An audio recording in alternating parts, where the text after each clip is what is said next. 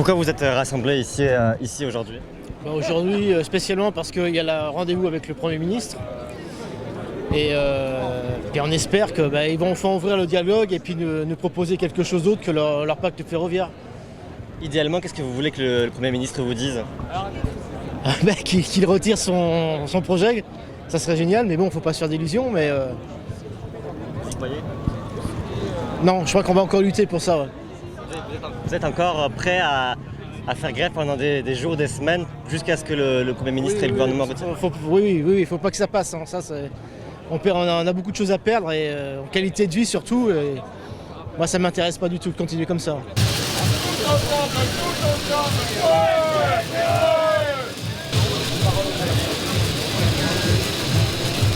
Écoutez, en tout cas, on est plein d'espoir. Voilà, on a une mobilisation qui, malgré tout ce qu'on a raconté, au bout d'un mois, elle tient toujours. Il y a toujours des taux de grévistes qui sont bien supérieurs à ce que quelquefois la direction de la communication de la SNCF annonce. C'est-à-dire qu'on a une grève qui est dans la durée. Voilà. Et qui permet de créer un rapport de force qui fait que le Premier ministre qui ne voulait pas discuter, qui ne voulait pas nous recevoir, aujourd'hui, il nous reçoit. Voilà. Donc c'est déjà une première étape, sans se faire complètement d'illusions sur le fait que le gouvernement soit aujourd'hui à l'instant T en capacité de reculer. Mais en tout cas, ce rapport de force qu'on a grâce à l'unité syndicale, qu'on a grâce à la lutte des cheminots, elle nous permet, elle nous oblige et elle oblige le gouvernement à venir sur la table pour discuter des vrais sujets. Y compris là où on est content, c'est qu'on voit que les lignes, elles commencent à bouger.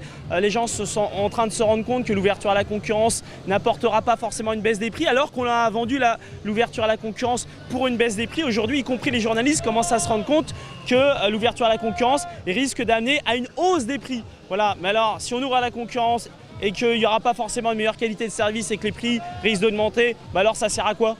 Voilà, on fait du pragmatisme. Si effectivement tout n'est pas comparable, tous les marchés ne sont pas comparables, c'est pas parce que ça a marché dans le téléphone que ça marchera fatalement dans le ferroviaire. Et j'en veux pour preuve les exemples d'ouverture à la concurrence qu'il y a un petit peu partout, en Angleterre, en Allemagne et en Suède, qui sont les trois pays qui sont souvent mis en avant, y compris l'Italie. Le prix du billet dans ces pays où il y a l'ouverture à la concurrence, ou quelquefois ça s'est accompagné d'une privatisation, sont bien plus élevés qu'ils sont en France, avec une croissance du trafic qui est en deçà de ce qui se passe à la SNCF. J'en veux pour preuve le TGV. En 2017, le nombre de voyageurs dans le TGV a eu une croissance à la chinoise de 10%. Il n'y a aucun pays dans le monde qui a une croissance de son trafic de voyageurs de 10%. Si, un seul, c'est la France, et c'est en situation de monopole. Donc on vient aussi pour expliquer tout ça au Premier ministre. Et puis on vient parce que voilà, c'est quasiment le dernier combat, quoi. Voilà, si nous on perd, tout le monde va perdre. Il y a des gens qui peuvent se réjouir, les cheminots, enfin un gouvernement qui s'attaque à eux. Mais Cogno, si une fois que les cheminots ils seront à terre, qu'est-ce que tu vas manger? Ça sera pire. Aujourd'hui, les cheminots, on a une digue qui protégeons. Pas que la SNCF, on protège tous les salariés de France parce qu'il ne peut pas avoir de réforme des retraites sans une réforme des régimes spéciaux. Donc tant qu'ils ne feront pas, et je peux vous dire qu'il y a dans le sens de la réforme du ferroviaire, le sens de la réforme des retraites, parce que si vous embauchez plus au statut, il n'y a plus de cotisants cheminots pour la caisse de prévoyance, donc du coup ça affaiblit la caisse de prévoyance. Donc la réforme des retraites, des régimes spéciaux, c'est maintenant, c'est pas demain. Donc une fois qu'ils auront cassé les régimes spéciaux de la SNCF, ils s'attaqueront aux retraites de tout le monde, Donc à un moment donné, on est un peu plus intelligent que ce que veut le gouvernement qui veut nous opposer en permanence les uns contre les autres. Voilà, on fait preuve un peu de solidarité et d'ailleurs ça se voit parce qu'on a une caisse de grève qui a dépassé 1 million. Donc c'est-à-dire que les gens à la fois, ils nous soutiennent mais ils sont prêts à mettre de l'argent. On nous dit oui, l'opinion publique elle est contre vous. Bon elle est contre nous. En attendant, on a quand même une caisse de grève où c'est dit explicitement on donne de l'argent pour vous continuer à faire grève de plus d'1 million d'euros. Donc on se rend compte quand même que les prises de conscience, elles commencent à avoir lieu. Et voilà, aujourd'hui c'est aussi une fenêtre médiatique pour qu'il y ait à la fois encore plus de prise de conscience qui se fasse.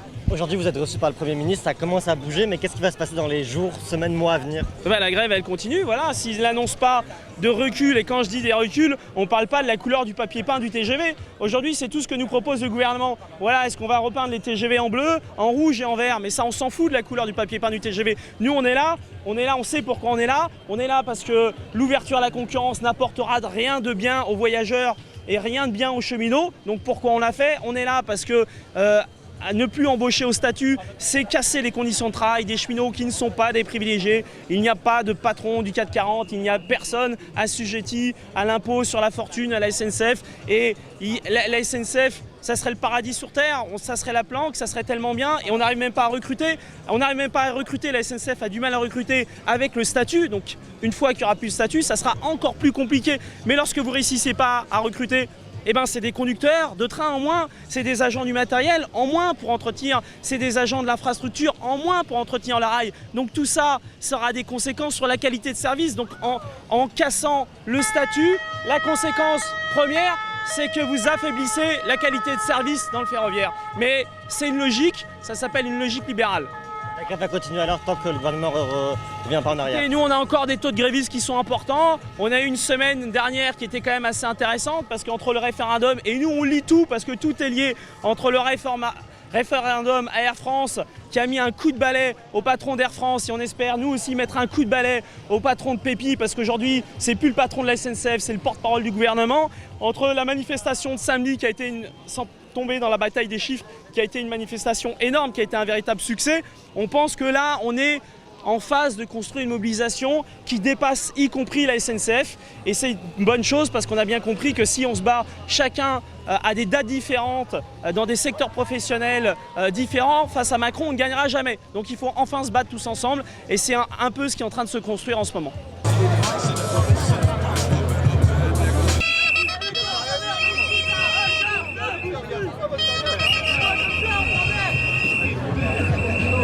C'est ça qui est... Personne il a la clé. Mais c'est un symbole. C'est la concurrence, c'est un symbole. Non mais monsieur, non mais il va se faire ok. Mais il ne peut pas rester comme ça. Cheminots en colère, on va pas se laisser faire. Cheminots en colère, on va pas se laisser faire. Macron, si tu savais.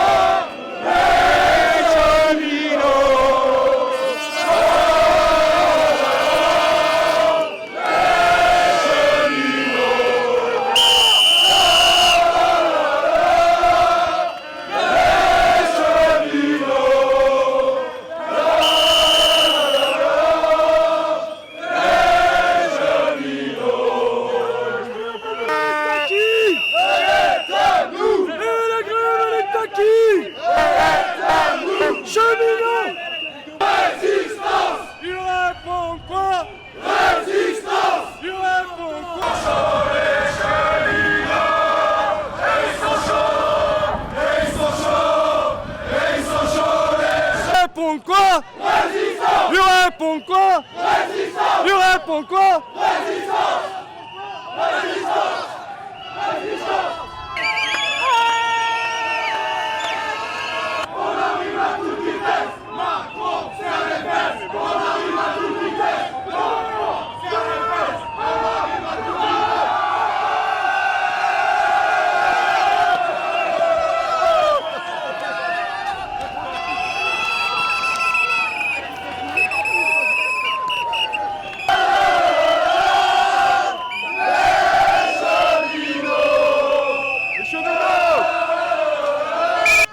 Philippe, ferme ta gueule.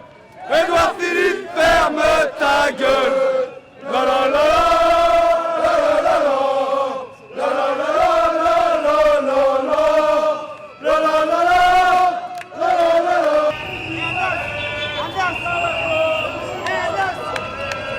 Les cheminots.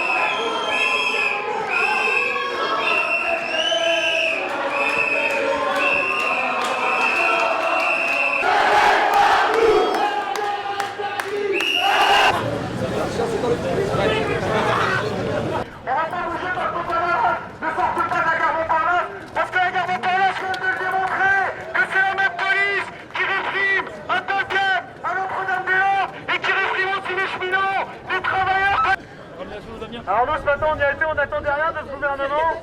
Et nous,